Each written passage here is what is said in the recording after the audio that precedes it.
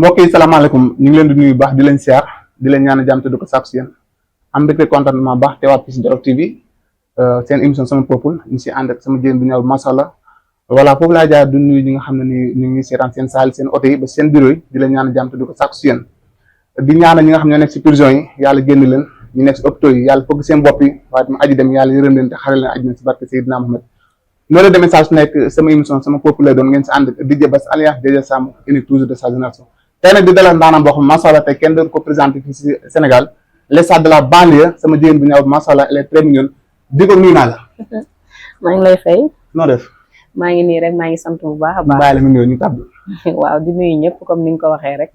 di nuyu sama fans yi di nuyu ñëpp ñoo xamante ne ñu ngi seetaan di nuyu fii ñu nekk national.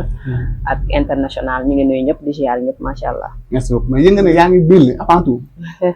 ah voilà mu ngi noonu Dikoon kan mooy Dikoon ndax mu ngi dafa feu de route Dikoon kan la exactement jàng na wala jàngul Dikoon moom mooy kan nu mu melokaanu. waaw Dikoon de mooy jëmm joo xam ne daal mën naa ne jëmm joo xam ne du nekkul lu rëy tamit dekkul tamit lu ndaw. en même temps Dikoon artiste la artiste comédienne dëkk Thiaroye nekk compagnie sant yàlla jàng naa moom vraiment j'ai fait les bons waaw. pour même quoi. ok à part ça Dikoon lan moo la dugal si art bi lan moo la motivé tey ba nga dugg si art bi. waaw xam nga passion. daf maa neex rek. parce que mën naa ne maa ngi koy doog wax peut-être buñ ma posé question ci question bu mel nii muy Ndeye Khady. Ndeye Khady bi bokkoon Ibra italien. ok moom moo ma inspiré woon donc moom moo taxoon ma bëgg lu jëm ci wàllum art. théâtre et tout donc. mu nekk passion mu nekk lu ma bëgg wax dëgg fa neex yàlla. daan doon lu ma topp nag. vraiment. parce que mën naa ni man fecckat laa njëkkoon nekk. ah bon nga fecc. bien sûr. mën nga fecc ay clip. non pas ay clip. wala ay spectacle ballet waaw. ok donc après par la suite. moo mujjee ci théâtre rek. ok mais da nga ciy duggoon nii avec kii ba mu mujj la arrivé noonu. waaw dama koo bëgg moom vraiment. ok ban année nga si dugg. maa ngi ay 2012. 2012 Dikoon ndax mbappat na si art bi comme ni koy gars yi di waxee am na fu mu jaar wala dafa xëy xëy rek télé. bien sûr am naa fu ma jaar nag. comme nag vraiment parce que mbir moom. boo demee nee Dikoon tar bi wut de nee nañ dafa dese mun róorum affaire yi ñu naan. est-ce que am na jàmm foo jaar exactement. wax ko gars yi ñu déglu. loolu moom mun naa ni booy na sax si nopp nit ñi vraiment. parce que nit moom li nga bëgg. man moom noonu laa mel li ma bëgg dama koy dem jàngi. damay dem jël ci sama temps. donc ba ma demee ba xam ne nag bëgg naa ko te passion la ci man. te bëgg naa ci réussir donc damaa dem ma jàngi ko mbapat moom vraiment def naa ko jaar naa ci formation yi. xam nga bokk naa ci compagnie. ay compagnie avant may mujjee ci compagnie bii ma nekk. donc fépp foo xam ne formation mës na fa am dem naa fa genre yëmbal gi amoon naa ay formation yu bëri dem naa Blaise Senghor Grand Théâtre dama faa dem formation dem naa Sorano ci Ibrahima Mbaye Thié donc kon dox naa ci quoi. mais quand on dit mbapat est-ce que yàgg nga jouer ay théâtre populaire. spectacle vraiment. spectacle laa ba nii may waxee ak yow nii sax moom laa gën a bëgg ko sax ci kii may nekk nii parce que spectacle vraiment rampé naa ci def naa ci lu bare. waaw spectacle moom vraiment dama cee yéeg ba. sur scène ba mooy loolu sur scène moom vraiment. dama koy lekk. kan gars yi doon wax ne Dikoon tar bi dafa xëy xëy feeñ télé. non mën na leer. non xëyuma rek feeñ. xëyuma rek feeñ am na foo jaar. boobu leer na mais Dikoon bi lan moo ko indi. sa vrai nom la mbala tamit alliance la. non Dikoon noonu laa tudd.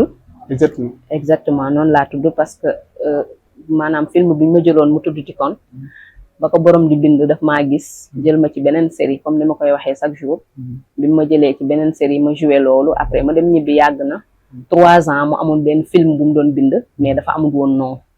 mais bi ma laajee sama tur ma wax ko sama tur. donc ci la jëlee tur Dikoon boobu mu dugal ko ci film boobu. c'est Tafa Ndiaye non. Aliou Ndiaye. autant pour moi. Pikini production. Aliou Ndiaye voilà. mu nekkoon ban série. Dikoon bi. voilà waaye ñu gis na si Dikoon bi fa lay taxaw ñu gis na depuis Dikoon ba léegi da nga xoo fay. te en fait loolu parce que déjà tuuti lépp nañ waaw da nga Dikoon bi daal ba mu jeexee ba léegi déjà. comme li may wax rek man dama koy faral di ko répété waat. man artiste pour man du fay. artiste du fay maanaam ki nga xam te ne buzz la soxla ak ku ko xam ak yooyu kooku moom mooy fay mais man du ma munuma fay parce que nga la moo tax métier laa ko def sama métier la. li tax déggaatuñ la boobu léegi. waaw li tax déggaatuñ ma nag mooy nit moom des fois da ngay toog ba mu yàgg nga reculer pour mieux sauter. ok loolu comprendre nga donc ci laa nekkoon ma nekkoon ci ay liggéey mais nag pare naa ci liggéey yi ma nekkoon vraiment voilà. yaa nekkoon ci liggéey bala gars yi ñoo la ba noonu oo producteur. damaa nekkoon ci liggéey di liggéey mais macha allah pare naa ci yi ma nekkoon. mais est-ce que producteur ba tey ñu la doon woo wala woo ñu la. maison de production yi waaw man moom wax dëgg yàlla du ma ne dañ may woo du ma ne woowuñu ma man daal di ko na ngi toog daal rukkam di déglu waaw parce que artiste la te it liggéey moo ko fi teg te wax dëgg fa neex yàlla ku ko woo mu liggéey waaw ku ko woowul mu liggéey tamit mi ngi toog rukkam di liggéeyam liggéey boppam. voilà boobu daa nga taxaw. mais Dikon ban série moo leen di ko jox reliquat. Diko. moo leen di ko jox reliquat. sëg bi ñaata la. lu tax ma la koy wax. mais dañuy bëgg a xam. waaw yow am nga fit de. non fii moo jël fii lépp day leer. non. mu ñëw sëg bi. non. ça te dérange. non loolu dama ko wax. kenn du ko wax. mais am na solo am ñu fi toog wax seen sëg seen premier reliquat. waaw mais ñoom la engagé. te ñi ma wax sëg bu daal. am na kat ñu ne Dikon dañ ko wax si série bopp laa ko mu dem jeune bëgg a feeñ kese. loolu laa bëgg mu leer non si. waaw loolu de parce que am na ñu ko wax ne Dikon producteur bu Tafa Ndiaye. Aliou Ndiaye autant pour moi daf ko woon ni mais amutoon reliquat foofu noonu dafa dem uniquement pour bëgg a feeñ ni bëgg a bës ni moo tax mais fay ñu ko léegi loolu laa bëgg mu leen wax gars yi kese bu ñu njëkk a fay lan. loolu moom maanaam mënul ñàkk xam nga. ku boot bukki xaj baw la. te ku génn ku nañu wax la. ne la lii nga def laa nga def lee nga def mais la am. ak la nga xam ne noonu la xewee. man xam naa que ma jëloon ca film ba xam na. te yàlla xam na. mais doo ko leeral gars yi si non mais jarul ma koy leeral. te dama bëgg feeñ et tout man bu ma bëggoon feeñ chaque jour nga gis ma. su ma bëggoon feeñ. chaque jour da nga may gis. mais borom déggoo li ma la wax ci début bi nee naa la borom moo ko bind ci man. film bi moo ko bind ci man 3 ans mu di ko bind.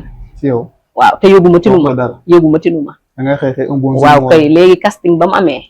dañoo woote casting man dew ma casting ba. lu tax loolu. parce que dew ma woon dañoo ñëwoon man fi may répété ñu ne casting am na ma ne man moom damaa taayal dem. lu tax loolu. non dama taayaloon dem rek. c'est juste que ni dama bëggutoon a dem rek dew ma. te pourtant may actrice principale bi. kon kooku xam nga kon bëggul feeñ.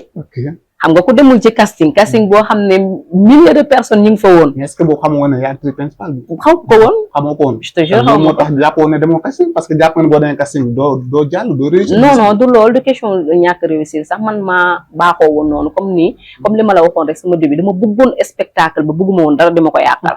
voilà loolu moom moo taxoon dew ma woon ci casting ba. te finalement man lañ mujjee jël may actrice principale ba. kon kooku demul di pour bëgg a fee. gars yi dañoo quoi il faut que laay taxaw actrice principale bi su bañ ko déggee ñu ne Diko leen def actrice principale ba pare tuddee ko film bi. nan la def sa xol noo ko dundee si boobu. waaw contentement parce que nit moom booy def dara ba ñu gis la ci jël la ci ba jël sa tur def ko ci loolu sant yàlla la. kon loolu dama koo sant yàlla ba pare te contentement la ci man parce que am na ñu bëri ñoo xamante ne tey ñu ngi fi di jouer amaan na ak ñu ma jiitu te peut-être loolu amuñu ko te man ma am ko kon donc contentement la rek ci man voilà. am na ñu ne Diko assuré wul assuré wul yow yaay wax loolu yow mi yaa ko wax kenn waxu ko non yow yaa ko wax. yow yaa ko wax kenn waxu ko comme li nga waxoon sànq rek. léegi timide quoi affaire si loolu beeg yow waral loolu. mais personnage la. personnage boo leen la jox. waaw personnage la. waaw personnage moo tax ma yaru ci et tout boo ma joxee leneen loo xam te ne beneen personnage la it dama koy def. vous êtes polyvalent. bien sûr. voilà ñu gis ne d'habitude bu ñu joxee nit actrice principale bi day am nu muy comportoo si solin si taar si defin mais ñu gis ne sa rôle boobu noonu dafa am noo doon solo simplicité. voilà waral loolu. parce que loolu la rôle bi laaj. loolu la rôle bi laaj bala yow yaa mel noonu. rôle bi moo laaj ma simple rôle bi moo laaj ma modestie rôle bi moo laaj ma wàcc rôle bi moo laaj tey jii bu laajoon benn yëre laa war di sol dama koy sol comprendre nga doon naa ci dégg nag ay wax moom dafa modde dafa nii dafa naa man kay dégg naa ko voilà mais rôle la gis nga Marimar yaa ngi ko doon seetaan film bu jeex benn robe la doon sol léegi pourquoi ñu accepter ko loolu ñun ñi nga xam ne loolu la ñuy def te mu leer na ñun moom lañ bëgg te ci aar lañ nekk ñu war a valoriser suñu aar lan moo tax nanguwuñ ko ci ñun rôle buñ ma mënti jox ne ma lii la rôle bi bu doon benn yére laay wala damay def tànku neen rôle boobu laay jouer parce que loolu rôle la rek personnage la rek am na ñoo xam ne jàpp ne personnage parce que comme ni mu la ko waxee gars yi nee nañ actrice principale mënoon nañ ko xool koo xam peut-être am na benn kii bi mais ñu xool koo xam te peut-être mënut a solu si film bi duy solu du genre affaire gis nañ ba série bi jeex benn yëre la fi sol wala tamit ñaari waaw simple quoi affaire population bi li ñu bëgg ak borom film bi li mu bëgg lu dëgg borom film bi loolu la bëgg ci man loolu la taamu man la jël réellement loolu la wax bien sûr li ngay sol ba film bi jeex bien sûr yow xanaa seetaanoo sama documentaire dama nga seetaan documentaire bi li mu ci wax moom borom film bi ci boppam voilà après nga seetaan ko nga xool waaw am nu mu jërë ci daan tuuti voilà d'accord di nga jaajëf baax di leen di participer ba léegi seen émission sama populaire doon ngeen ci ànd DJ Buzz Alliance toujours DJ Samb di am tous les samedis à partir de 19h destination 21 lay doon di si ànd ak sama jigéen bi ñaaw macha allah soxna Bikon ba léegi pareeguñ ci question yi rek nee naa la tey waaye mënu neex te loo ragal dalee gaañ dégg nga koo xam ne ndeysaan moom la ñëpp daw na waaye nag tënk jàmm rek nga am voilà Bikon na aat bi mu lay fay jamono ji yaa ngi ciy sant yàlla wala ni bëgg nga ñam tuuti si aar bi yaa xam te nga ñu xool ak benn mais maa ngi sant yàlla ok bien sûr maa ngi sant yàlla parce que même bu ma maanaam buñ ma gisul ci télé yi tamit maa ngi am ay yeneen liggéey yu may def te ci aar la te mu ngi may fay kon maa ngi ciy sant yàlla. ok waaye sa professionnalisme lan la sax foofu exactement. sama professionnalisme lan ngay liggéey wala métier bi rek. théâtre. théâtre kese mooy sama métier. kan sànq dégg na maa ngi si yeneen. waaw. xam nga leneen loolu tey man mën naa bañ a dem yëfi jàmbur mais maam sama yëfi bopp.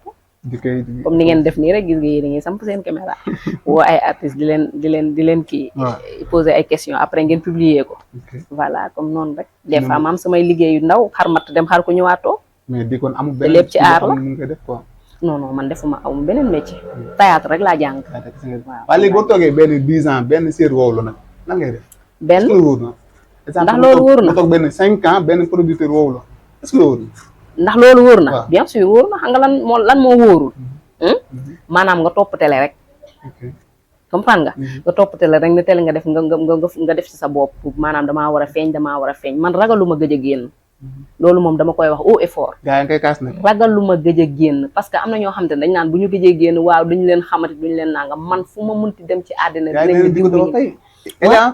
waaw man ragaluma ko non ragaluma ko ragaluma loolu parce que artiste laa ci li ma nekk ci laa nekk bu ma nekku ci li maa ci bu ma spectacle man damay dem spectacle di jouer kaw chaîne ñu may fay ma wàcc ñu fay ma xaalis waaw kon man nekkul ne dama focaliser wu ci tere rek kañ mujjee ma xool kañ laa mujjee jouer spectacle sax yàggul des grands théâtres te damay gis Arco festival Arco bu Kaolack bi dama gis yenn artistes mais gisuma la fa te yow tamit du mel ne yow rarement laay tey yow si yenn festival yi loolu Arco ñëpp ñëw nañ y'avait tout ba ñuy dem yëg naa ko voilà lan moo tax man maa ngi woon waaw léegi lan moo tax ñëw foon damaa jàppoon mbala ok di kon di koy jaajëfal baax mu ngi noonu ndeysaan sama invité bu ñaawul bi macha allah du nuyu grand papal ndeysaan moom it ñu ngi koy jaajëfal baax du nuyu sama grand cadre Ousmane Ndiaye kenn moom la directrice ñu ngi koy nuyu baax ulay kenn moom macha allah ba léegi ñu ngi seen émission sama peuple tous les samedis à partir de 19 destination 21 lay doon di si ànd ak sama jigéen bu ñaawul bi nee naa leen tous les samedis lay doon ngeen si ànd ak DJ Buzz Alliance DJ Samb ñu toujours de sa génération di kon ndax am na lu ko mës a métti si aar bi loo xam ne bu ko xalaatee mu métti ko lu ma mës a métti ci aar non amul lu ma mës a métti loo xam ne ni yaa ngi koy xalaat métti la mais loolu fi ne xam na benn rôle boo xam ne joué nga ko mu marqué la rôle bu ma joué mu marqué ma moom ñëpp xam nañ ko muy Dikon ndax marqué la parce que li la tuddee Dikon bi moo tax la ci la bokk aussi li tax mu marqué ma mooy moo nekk sama première boo xamante ni moom lañ ma jël à la télévision ci première série voilà première série quoi donc loolu moo tax mu marqué ma parce que man comme li ma la waxoon rek au début nekkuma woon di jouer ay série et tout spectacle laa doon def kon donc buñ la jëlee loolu pour la première fois foog daf lay marqué ok voilà d'accord mais ndax Dikon am na rôle boo xam ne du ko jouer bien sûr permettre nga gars yi pour jouer rôle yëpp bien sûr am na rôle yu ma dul jouer combien wane sama cër ok du ma ko def ak ban tux du ma ko def ak ban wane la ngay chucha ak yooyu du ma ko def mais xanaa waxoon na aar bi moom nga gëm théâtre nga gëm moom moo lay fay bien sûr mais jàpp naa kan boo ko gëmee loolu dina def loolu mais tax na personnage la parce que yéen wax ne personnage ak personnage bokkuñ personnage mooy li nga xam ne dañ koy sol bu théâtre pare mu suñu ko teg ne lan moo tax tey bu ñu tox loolu Dikon warta mën a tox en tant que lu kii bu laaj parce que Dikon dañ la waxoon solo lii nga respecté loolu di koy sol kan que su ne la tox jàpp naa war nga mën a tox gëm ko ça ne veut pas dire que ne da ngay def n'importe quoi parce que man loolu n'importe quoi laa ko gisee du ma wane sama cër vraiment parce que lu mu neex nag wala mu nekk sa métier ëllëg da ngay dem toogi bàyyi kook ñeneen ñi nga xam ne ñoo war a ñëwaat du dëgg kon donc image dafa doon loo xam ne nit war a sàmm la ci lépp nag ak lu mën a doon image day dem donc waaw du ma wane sama cër bu ëllëgee si biir damay am njaboot comprendre nga te it bëgguma sama njaboot ñu leen di xasee dara bëgguma utal sama njaboot xas du dëgg donc loolu yëpp dafa neex bul gis tay rek te doo xalaat suba lépp looy mën a def rek da ngay xalaat suba ndax suba c'est très important loolu moo tax mais ndax série am nga ko gis koo xam ne day wane ay cër c'est pas moi xaw ma ah bon kan kay loolu amul si rôle yaakaar naa rôle boo xam ne da nga wane ay cër man danga maa laaj luñ ma joué loo comprendre nga ba xam buñ la joué loo lii di nga ko def wala permettre nga tout ma wax la li ma ciy bañ muy ban ak ban mooy li ma la wax nii li ma la lima toox ak lan tux génnee samay cër comprendre nga yooyu du ma ko def mais tey ku la joxoon rôle boo xam ne di kon da ngay watu pour benn bande da nga ko da nga watu du ma ko def lu tax loolu du ma watu lu tax kana aar bi jarul loolu parce que sama bëgg waaw parce que sama bëgg-bëgg la waaw léegi nag tey dama jàpp ne lu waaye di xaw ma nuru dëkk wuyoo xaw ma je ne sais pas mais tey boo nekkee si aar bi te gëmoo lu dul aar bi nga passé mu tere la kon jàpp naa bu ñu leen décompté watul da nga war mën a watu kaay ma wax la nag benn affaire gis nga aar am na ñoo xamante ne ñi ngi ciy tedd di ci am lu ne te génnuñu télé kenn gisu leen xamuñu leen am na effectivement muy noonu nag moo tax lépp looy mën a wane rek wane lu tax bu ëllëgee duñ na nangam wala nangam pourtant am na suñuy mag yu fi jaaroon yoo xam ne joué nañ ba bàyyi kenn mësut a gis ñu def lu ñaaw wala ñu wax lu ñaaw ba tey jii boo tegaatee seen théâtre dañ koy mën a seetaan ak ñëpp mais moo tax ñoom amuñ suñ dara parce que théâtre léegi non parce que jamono non affaire yi day dox waaw mais xam nga boobu technologie doxagul woon comme nii maison de production yi bariwul woon comme nii comprendre nga loolu moo tax jamono jooju lañ toll lool ñun jamono ji ñu toll lool mooy technologie dafa avancé maison de production yi dafa bëri sites yi dafa bëri te loolu yëpp amul woon ci bu njëkk kon donc kenn ku nekk ak jamono bi nga toll lool rek ñooñu loolu lañ toll lool te ñooñu tey ñoo tax tey ñun ñu egsi fii tey ñu egsi voilà amoon nga si idole tey koo xam ne ni yaa ngi ko Ndeye Khady bu daaree Kocc d'accord ndax yéen déggante non mës nañ déggante benn yoon mais gëj nañu déggante parce que ci benn groupe lañ bokkoon groupe boo xam ne artistes yëpp ci lañ nekk donc ci laa ko wax ne ko carrément man bu ma dee def théâtre tey yow yaa tax parce que sama idole nga woon dama la doon seetaan dama la bëggoon parce que li nga doon def da nga ko mën comprendre nga donc par la suite nag wax dëgg fa neex yàlla boobu déggante waatuñu boobu tey voilà ndax dikoon am na benn producteur bu koy géoloo promotion canapé mala bu koy jéem a def promotion canapé si suuf mën nga day genre producteur yooyu xam da lay jéem a noogu di la santage loolu nit ñemewu ko ci man lu tax xam nga uude nu mu la gisee noonu la lay ëwalee gis nga nit ni nga koy xoolee ak ni muy comporté woo ak ni muy ñëwee ci moom wala ni muy ñëwee ci yow moo tax mu lay ñeme di la am yenn ñeme yu mu lay proposé yenn yi loolu moom wax dëgg fa neex yàlla dama koy wax et dama koy waxaat musuma dal ci aar ay promotion jàpp nga ne benn producteur warta mën a jàkkaaroo dikoon di koy proposé promotion canapé non loolu musuma dal te ñaanuma yàlla mu dal non loolu du am Sénégal lañ nekk tey boo demoon tey bu ñu proposé loolu na ngay def da ngay dugg mbala ngay génn lu may def déggoo li ma la wax nit li mu lay proposé day fekk mu ñeme da pour defal pour wax la ko man awma boobu nit di ma ñemee di ma wax genre yooyu di la wax genre déedéet parce que si pour le jëfee diggante bi personnalité waaw parce que bëgg naa si jikko sa diggante Leyti Fall lan la an lu koy di Leyti sama maestro la sama président la parce que moo nekk président Arcos Pikine kon sama maestro la am na lu mu participé ci sama aar wax dëgg fa neex yàlla ndax fa laa nekk nii rek fa laa jógee ñëw doog a ñëw fii ci émission bi Arcos waaw donc ma koy nuyu au passage kon moom suñu président Arcos la association Arcos Pikine li tax bi ñu ko tuddee festival Saint-Louis demoo dañ ko partenaire festival Saint-Louis non xam nga des fois mën a Leyti fu ne jaar ànd nañ fa waaw Leyti Fall fu ne ànd nañ fa kon moom bu toogee rek gisul dikoon ci ginnaawam rek xam na ne daa jàpp am na ñu ne la moo tax dikoon ànd en tant que président Leyti man ak moom ay ànd sa liyeewuñ man ak moom ay ànd liyeewuñ parce que day baax tey buñ paree bis bi toll noonu waa dekk cosaan bu Saint-Louis war na ko Leyti Fall man maa ngi foon tey ñu gestu loolu neex ñu gestu gis dikoon waaw loolu dëgg la mais xam nga jamono boobu day fekk may doog a dugg ci mariage et tout donc am na yu bëri doo ko moo tax duggoo foofu noonu dikoon du ma rey quoi ndax dikoon am na projet boo xam ne mu ngi koy doxal projet pour l'instant am naa ko mi ngi en cours ñu ngi bind et tout donc dañoo amagul ay partenaires amagul ñuy jàppale amagul ñu ñuy financer comme début rek débutante donc loolu la ñu amagul mais ñoo ngi ci quoi. projet bi lan la. série la comme li may def rek li may liggéey rek. voilà. léegi la ngay xaar ku la jàppale ku la waaw finance. waaw loolu laa bëgg. xanaa amoo ménagère. am naa ko kay. léegi la moo tax doxul si loolu. moom mi ngi ci dox. mais lu tax en tant que Dikone bu toogee tey soxla tey ay kii nii. comment dire ñu ko jàppale. mi ngi ciy dox mais occasion la pour moo xaale ko fii ci Jolof. ah da nga wéyaan naa la. non loolu du wayaan de. parce non que loolu du yaa wayaan ngi dàq dinaa waxal. loolu du wayaan. bien sûr du wayaan de. yaa ngi dàq dinaa waxal soxla. mais man jàpp naa actuellement ku mel ne Dikone tey. fu mu toog. bu am benn projet. waxtu mën a yàgg. déjà producteur xam nañ la am nga benn brand loolu lu tax tey série bi war a mën a diir na projet bi. non xam nga du li ñëpp ñu lu ñëw rek nga ni man waaw am naa brand loolu parce que dama nii affaire dafa difficile de. dafa metti de yombul de. yombul surtout boo bëggee def loo xamante ne dañ naan waaw yombul de. voilà loolu moo tax. dañuy dox rek ba keroog ñuy ndànk-ndànk rek. lu daa nga gis waaw. xam naa ne xam nga moom nag mos nañ day une fois mais yàgg na nag booba maa ngi lay fekk si temps couvre-feu bi. rond point Liberté 6. waaw da nga déposé terrain. ndeysaan mu nekk lu yàgg. waaw di lay jaajëf ba xam naa lu baax ndeysaan après noonu lu gàtt sax ñu ngi doon waxtaan. waaw xam tamit xam si benn qualité bu nekk si yow. waaw parce que am na loo ma jotoon wax. tey su ma demee ba ñëm laa invité. junj nga ma fee ne. dëgg la ndeysaan dañu soxla sa aar bi. dëgg la mais dégg naa tamit gars yi ne ren. Dikone ménagère moo ko takk loolu am na mbala amul. ménagère moo ma takk.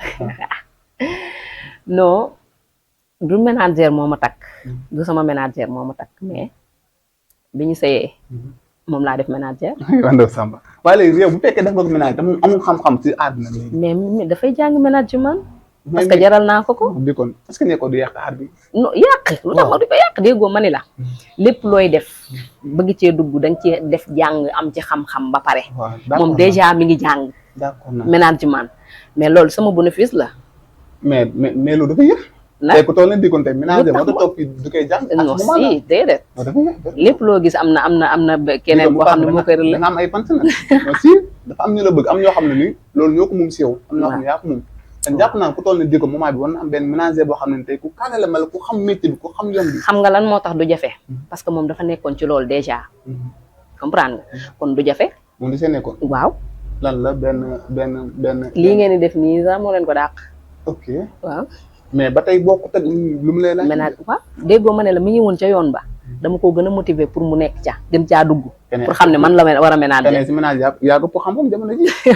yaa ko ëpp moo xam-xam de moo ëpp xam-xam sax de. yaa ko ëpp su fekkee ne yow Dikone ba nga maree yàggul di. yàggul moom alors vraiment. parce que moment yooyu ba ma lay yëpp di la yëpp boobu maree boobu. c'était célibataire. kan mën naa yow yaa ngi wax lu yàgg. lu yàgg xaw ma yaa ngi koy rappelé mu déet. bu doon fa ñëw di si laal fekk. en confinement bi. waaw boobu aw ma woon oto maa ngi taxaw di xaar oto. je sais. ak Dikone mu ngi noonu. ma bàyyi la nga tàggatoo xam naa maa ngi gis temps lan ngay tàggatoo Dikone. waaw di nuyu ñëpp di remercier tamit ci invitation bi. di remercier ñi nga xam ne ñoom ñooñ toog yàq seen temps di ñu seetaan. donc di sant di gërëm di am contentement tamit ñëw jàkkaarloog yow. waxtaan ak yow parce que tamit lii da ciy baax quoi di génn des fois di waxtaan et tout. da ciy baax di sant tamit sama ménagère wax dëgg fa neex yàlla dana ñaaw boobu ba tey sama jëkkër jooju nga xam te ne dama ko bëgg en plus mu nekk waaw Pafal Pafal donc di nuyu ñëpp di sant ñëpp di wax ne waa Jolof ci kaw ci kanam incha allah.